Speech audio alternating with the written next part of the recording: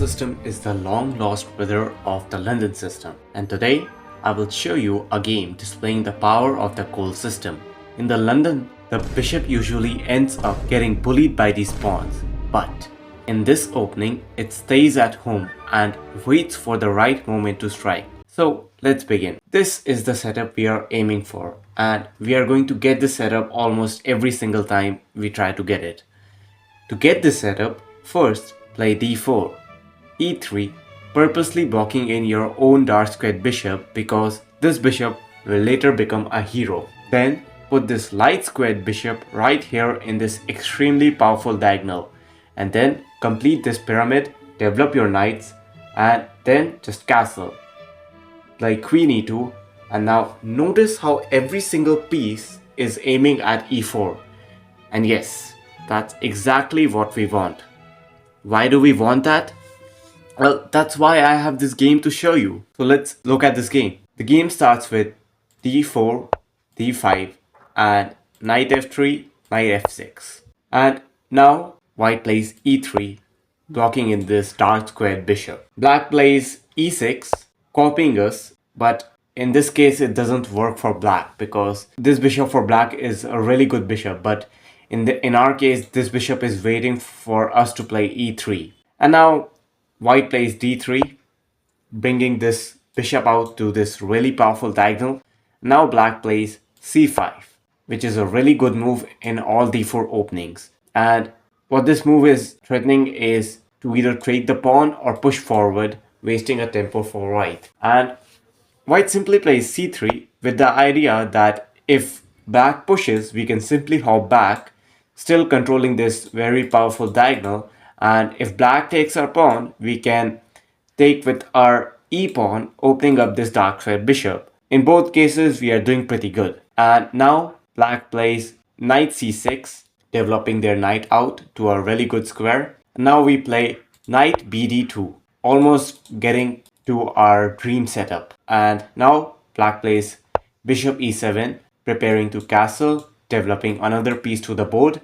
And now white castles. And black plays c4, which is sort of a weak move because we have pretty good control over the center, and black should try to create counterplay in the center, and this move does the exact opposite of it was black was supposed to do. It locks in the center, and now we have really good control, and this doesn't really change much because we can simply drop our bishop back and we still have good control over this diagonal, and the position doesn't really change much. And now black has lost all the counterplay it had. Now black plays b5 and white plays e4, the move which we were waiting for. This is our ultimate goal in this opening. Well, black could have first played queen e2 or rook e1 before playing this, but it is very powerful because we still have two pieces defending this pawn, and we are going to see why this move is still so powerful. Now black takes the pawn, we take back with our knight, not with the bishop. We don't want to give up this bishop. This bishop is very powerful in the Colle system, and in any case we don't want to give it up because this bishop covers a really powerful diagonal. Now black castles, and I don't think black really should have castled. Black should have first try to neutralize stuff in the center because the center doesn't really look too good for black, and this bishop is aiming right at the h7 pawn.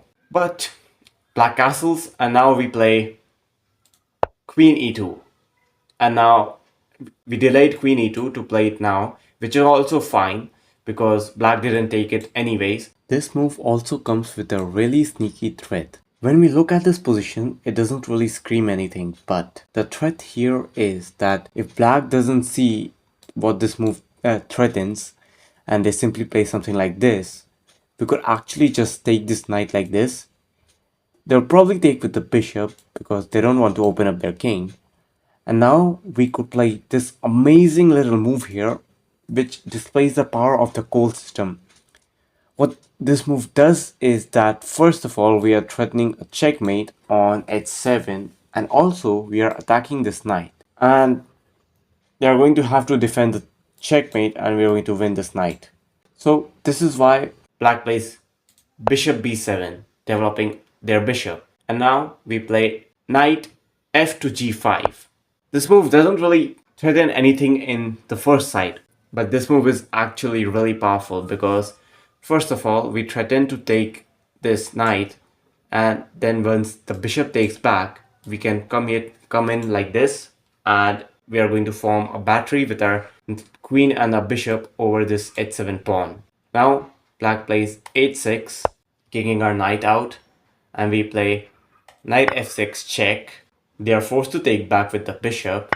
Now we play queen e4, threatening an immediate checkmate on h7.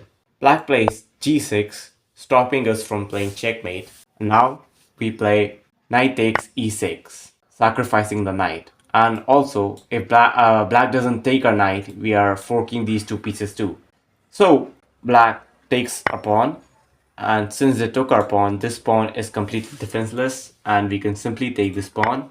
And now bishop g7 is forced because king here would fall right into this checkmate.